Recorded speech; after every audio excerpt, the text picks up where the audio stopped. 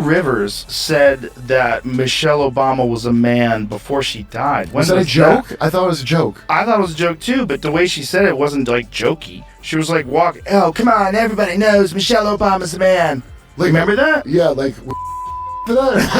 Well, I think she died because she had 1,000 plastic surgeries. But yeah, she was going under. Yeah. She just sees these big black arms coming over her face. Big Mike.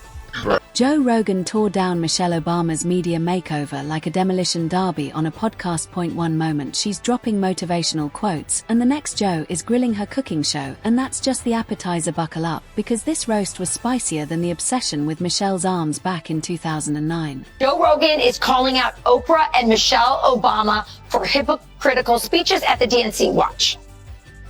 She's up there talking about income inequality. Like, hey, lady. Yeah, I know. You're rich as Like, how is that equal? And also, when Michelle Obama was saying, you know, I think she was saying her mother or grandmother was always suspicious of people who took more than they needed. Yes. Like, you're worth so much money. Take more than they need. The Obamas have 4 mansions. I mean, it's so... Michelle Obama, the same person who can turn a gym session into a political TED Talk, is still doing her full-time job motivational speaker-in-chief. But this time Joe Rogan hit the brakes, because when broccoli becomes a symbol of moral superiority, someone has to grab the mic and yell stop, causing emotional damage in the name of kale.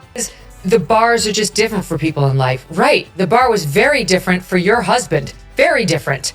And I'm sure he got into Harvard just based purely on his intellect, right? And Harvard Law School. And he was ushered into the presidency with about 2 minutes of public service behind him, right? Like a short stint in the U.S. Senate after being a local Illinois lawmaker. And he was lauded like he was the... You'd think after 8 years of growing lettuce in the White House garden, Michelle would take a break, but nope, she is the brand, and the brand says, I do push-ups, so I know what's best for your kids, your kitchen, your soul. She had her kids. Were they private or public? Like, when was that, when he was a senator? I don't know. I just know that... He was a senator, right? Yes. Before he became president. For sure. So I don't, law school, Senate. I have no issue because I want to live. I have no issue with Big Mike. I don't care that they killed that sex slave in Martha's Vineyard. That's what happens to sex slaves. They drown in ponds. That's what happens. You fuck the ruling class, you drown a pond. That's what happens. If you get your little mouthy, you go into the pond. I don't have a problem with it. I have no problem. I think it's good. I actually think it's good. I think it makes our country fun. I think it makes us unique. I think Putin and them are scared of that shit. They do it all the time. I think Putin and the Chinese are like, you know, you don't know what's going on there. Because they got people that maybe they're men, maybe they're women, we don't know. And while the rest of America is still recovering from her book tour, which lasted as long as an MCU phase, Michelle has entered a hybrid role: self-help queen, moral compass, CrossFit goddess. Meanwhile, Joe Rogan is chewing elk jerky into the MEC, wondering, why is this lady still lecturing me through Instagram Reels?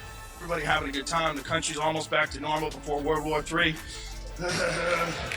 COVID was just so strange. We lost a lot of people during COVID, and most of them are still alive. Yeah! Before COVID, I would have told you that vaccines are the most important invention in human history. After COVID, I'm like, I don't think we went to the moon. I think Michelle Obama's got a dick. I think Pizzagate is real. I think there's direct energy weapons in Antarctica. Want to see poetic justice? Michelle says drink water, Joe says eat meat, and poor America is chewing through anxiety and hot Cheetos. But the real show starts when Michelle sets out to save democracy. Using podcast platitudes, because when a former First Lady who once turned school lunches into cardboard is now talking about democracy being in the ICU, you know both gym and voting are now mandatory. He was saying that Michelle Obama should run for president. If she won, she could pull her out and China would just give up. I was wheezing. I couldn't breathe. Big Mike. Big Mike. You know, just so proud of how you are being a role model for dealing with a child that's transgender. Absolutely. And that's, you know, that warms my heart, particularly as a Black man, you know. Her Save America starter pack, vision board, jump rope, and 5 overpriced ghost written books, Joe's version. Sauna DMT and a 3-hour Raw podcast where the guest once punched a bear in Russia both think their work is divine. Spoiler: the one bench pressing kale is wrong. Michelle's activism says believe in yourself, but only if you're voting for her candidate. She talks about unity like her eyebrows arch higher than the national debt whenever someone says freedom without a liberal arts degree. Change her name to Misery Obama. That's really what I think of when Misery Obama never has a positive word to say. Never. Not about children, not about family, certainly not about her husband. By the way, before we leave this topic, here's her latest soundbite that made the rounds. This happened on June 18th, but I was off. Here it is, SOT 39. You should have threw a boy in the mix. I would. I'm so glad I didn't have a boy. Because he would have been a Barack Obama. Baby Barack. It would have been amazing. Ooh, no, I would have felt for him. She just borrowed our boys. Yes, I got many. Wow. Did you catch that? She's glad she didn't have a boy because he would have been a Barack Obama. And that's a hard pass for her. This woman can't stand him. The weirdest part: Michelle acts like she's still in office. We must fight for the soul of this nation. Girl, I'm just grabbing chips, not solving climate change. Joe. He says eat chips. Just don't be weak. Michelle has turned self-righteousness into a lifestyle brand. If Whole Foods became a person, got a political science degree and said mindfulness and quinoa will fix your anxiety, that's her. Michelle Obama and Harris. Harris comes back as the vice president. Michelle Obama's the president. We get a double dose of diversity. They'll win. Let's go, champ. They'll win. And then who's on the Republican side? DeSantis? Trump and DeSantis. They have to make a super team. It's the only way they win. Interesting. That's the only way they win. So let me be as honest and clear as I possibly can. Donald Trump is the wrong president for our country. He has had more than enough time to prove that he can do the job, but he is clearly in over his head. He cannot meet this moment. He simply cannot be who we need him to be for us. It is what it is. Every line has to sound profound even if it's basic. Drink water. Thanks, Michelle. Get moving. Wow, next level revelation. Vote like your life depends on it. I just wanted to pack a healthy lunch for my kids, not spiral into an existential crisis. Michelle says floss, and suddenly it becomes a civil rights issue.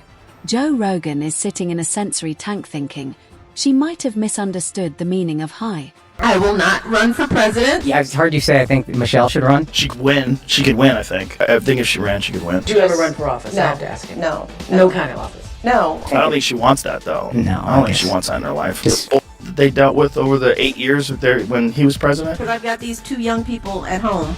Being the kids, the daughters of a president, just think about it. Not so easy. That job for anybody that really good at it. Yeah, I trust the person who doesn't want the job more than the person who wants the job. It's not something that I'm interested in or would ever do. Ever. And if you thought it was over, guess again. Michelle is now in her philosopher queen era. You are the light. Great. Will you pay my electricity bill too? Joe looks and says, what the hell does that even mean?